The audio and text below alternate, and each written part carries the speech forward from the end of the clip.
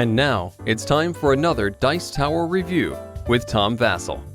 Reviewing games is awesome, don't get me wrong, but man, you sure have to review a lot of games that aren't up to snuff, especially from small publishers, people they have the greatest game ever and they send it to you. And so you play them always looking for that gem.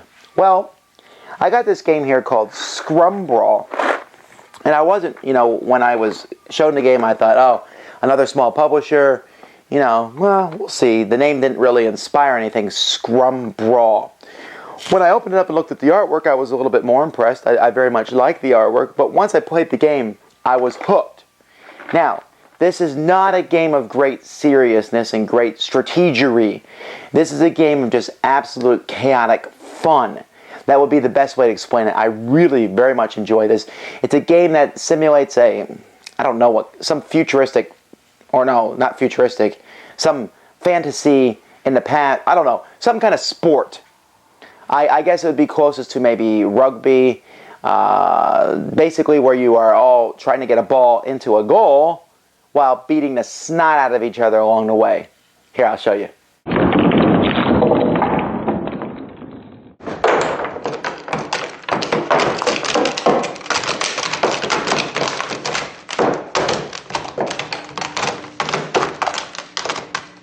So here's the board, which is a 20 by 20 grid, and I almost wonder that if the board would work better as an 18 by 18 or 15 by 15 grid. But the reason that it's a 20 by 20 is because for many things you're going to be rolling a location on these dice. For example, that says 911, and if you notice, and maybe you didn't, but if you notice in this HD, you'll notice here that I go down to 11 and then go all the way up till I get to 9 on the side there where it shows the red numbers, and so I have 11-9, okay, which happens to be right here. At the beginning of the game, you're going to put a portal out on a randomly rolled location like I just did. Then you're going to also put a orb out. Now, there are several kinds of orbs, and you'll draw a card randomly. There's your typical leather orb, which is your regular orb, but there's a slippery orb, an unstable orb, crystal orb, etc. And you will find the proper orb, and that will also be placed out somewhere on the board in a random location. And what you're trying to do is be the person to take that orb and get it into the portal. Now this is kind of close, but close or not, it doesn't really matter. Players are going to be dealt a handful of cards from a very large deck.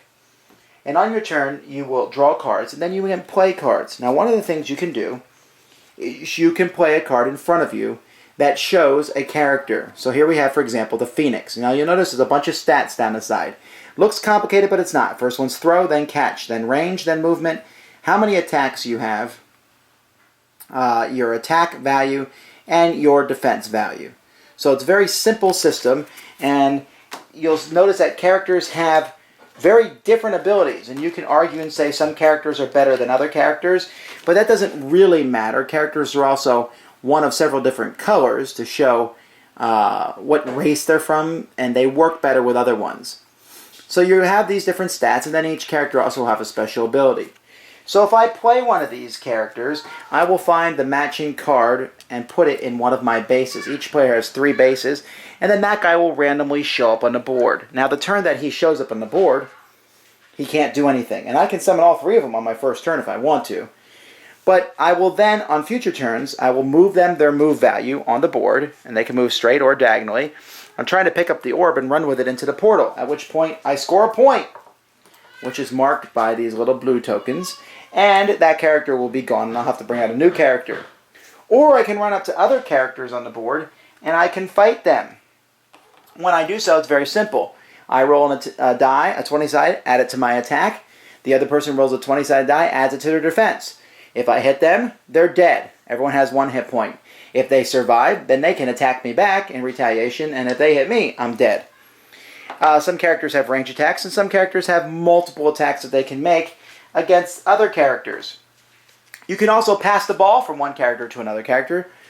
You take your throw rating, and you take the person who you're throwing it to, their catching rating, add those together, and if you're both from the same color, you'll add a +4, and then you roll a die and you're trying to roll lower than that. If it's successful, you throw the ball. You can even try to throw it into the portal itself. There's one thing I do like about the game is there's lots of these cards in the deck. These are called Alter Reality. You want to hang on to these because anytime you want to, you can use these to rearrange a roll. You can rearrange the rolls for when figures show up on the board. You can rearrange rolls for when you're attacking or throwing and stuff. If you roll on the board and land on another character, which is seemingly hard to do, you'll kill them. Seemingly hard to do, but it's possible with these Alter Reality cards. And at the beginning, you'll be using them for everything. Then you realize that you should probably save them for times that you really need them. There are lots of other things in the deck. Some of the things are enchantments. Like, for example, here's a Wrathful Projection. This gives a creature a range attack of 3. You can put this on a creature. So now maybe the Unicorn has Wrathful Projection. This does two things. One, it gives him a range attack of +3. But also, if the Unicorn's in combat and gets hit, this card goes first, then the Unicorn goes. So it gives them an extra hit point. The game comes with an 8-sided dice. I don't have any here to show you that came with the game because they were boring black ones. I replaced them with much cooler ones. But you will use these often with event cards because every once in a while you'll draw an event card and something will happen that will just totally change the game over. Or there's different cards that require event cards to be rolled. But here's like an instant event. You roll an 8-sided die and it tells you what happens. And lightning storms will go over the board killing some characters. Earthquakes might happen. Sometimes there will be 3 orbs out at the same time. So your object is to kill other players' characters and get the ball in. If you get the ball in, like I said, you get a blue point. Every time you kill a player's character, you keep their card. And when you get 3 of them, you change it in for one of these red tokens. The first person to get 3 tokens is the winner, but at least one of them has to be blue. So you have to score a goal at least once. You can score a goal all 3 times, or you can kill 6 people and score a goal. It doesn't matter. So there's a lot of interaction here, but there's certainly a lot of craziness with the die rolling, a lot of randomness. And the card artwork, as you can see, it's very nice. There's all different kinds of cool characters. Here we have a Yeti. We also have here, we have a Druid. We have a Mummy. We have a Lightning Imp. We have, I don't even know how to pronounce that. Here we have a Ghost. Here we have a Hellspawn, a Wyvern, a Necromancer. Ooh, I really like that character because he can bring other characters back for the dead. Like I said, though, if they're really powerful, everyone else is going to attack you. And your character is going to die. And there's all kinds of cards that can be played. Retakes, all sorts of things. And the board's big and people are running all over it. It's really confusing and crazy. But as soon as someone scores 3 points, the game is over. I'm very impressed with the card quality. It's, you know, your typical card, but these little cards in the stands, it's much thicker cardboard. Stands up well. And like I said, I'm a very big fan of the artwork. Scrumbrawl. One of my surprises of 2011. Definitely, if you like... See, I want to give this game like super high recommendations because I had a hilarious time playing it. But I do realize there are some people who this would drive nuts. You're summoning creatures all over the board. They're blowing each other away. It's a bloody, bloody game in the sense that, ooh, look at this new creature I have. Boom, he's gone. All right, I'll bring out another one. And just the combos you can pull off. It's just a lot of fun.